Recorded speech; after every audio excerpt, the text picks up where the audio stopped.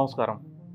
Advance tax പേ ചെയ്യുന്നതിന് മുമ്പ് ഈ കാര്യങ്ങളൊന്ന് ശ്രദ്ധിച്ചു കഴിഞ്ഞാൽ അനാവശ്യമായിട്ട് ഇൻട്രസ്റ്റ് പേ ചെയ്യുന്ന ഒഴിവാക്കാം. അഡ്വാൻസ് ടാക്സ് എന്ന് പറയുന്നത് പേ ആസ് യു ഏൺ ടാക്സ് ആണെന്ന് നമുക്കറിയാം. അതായത് ഗവൺമെന്റിന്റെ ഒരു ഭയങ്കര ബ്രില്യൻ മൂവ് ആയിരുന്നു അത്. നമ്മൾ ഇൻകം ഉണ്ടാക്കുമ്പോൾ അപ്പോൾ തന്നെ നമ്മുടെ കയ്യിൽ നിന്ന് ടാക്സ് അടിക്കാനുള്ള ഒരു വഴിയാണിത്. ഏത് സിറ്റുവേഷനിലാണ് അഡ്വാൻസ് ടാക്സ് പേ ചെയ്യേണ്ടി വരിക എന്ന് നമുക്ക് നോക്കാം. ഒരു ഫിനാൻഷ്യൽ ഇയറിൽ നമ്മളുടെ ടാക്സ് ലയബിലിറ്റി TDS ശേഷം 10,000 രൂപയ്ക്ക് മേളിലുണ്ടെങ്കിൽ അഡ്വാൻസ് ടാക്സ് ബാധകമാകും. അതായത് ഒരു വർഷം നമ്മുടെ ടാക്സ് ലയബിലിറ്റി 1,00,000 രൂപയുണ്ട്, TDS 20,000 രൂപ പിടിച്ചിട്ടുള്ളൂ, അപ്പോൾ 80,000 രൂപയുടെ ടാക്സ് ലയബിലിറ്റി ഉണ്ട്. ഈ സിറ്റുവേഷനിൽ അഡ്വാൻസ് ടാക്സ് ആപ്ലിക്കബിൾ ആവും. അപ്പോൾ എപ്പോഴാണ് നമ്മൾ ഈ അഡ്വാൻസ് ടാക്സ് പേ ചെയ്യേണ്ടത്?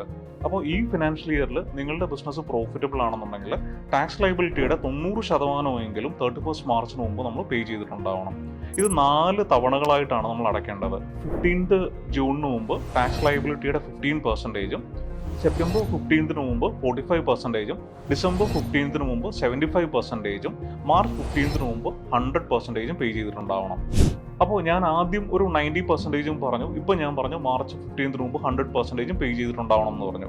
ഇത് തമ്മിലുള്ള വ്യത്യാസം എന്ന് പറഞ്ഞാൽ മാർച്ച് 31 നമ്മുടെ ടാക്സ് ലയബിലിറ്റിയുടെ ഒരു 90% പേ ചെയ്തിട്ടില്ലെങ്കിൽ അവിടെ നമുക്ക് ഒരു ഇൻട്രസ്റ്റ് ആപ്ലിക്കബിൾ ആയിട്ട് വരും. അഡ്വാൻസ് ടാക്സ് ഒബ്ലിഗേഷൻസ് കറക്റ്റായിട്ട് ഈസി ആയിട്ട് പേ ചെയ്യാനുള്ള കുറച്ച് ടിപ്സ് പറയാം.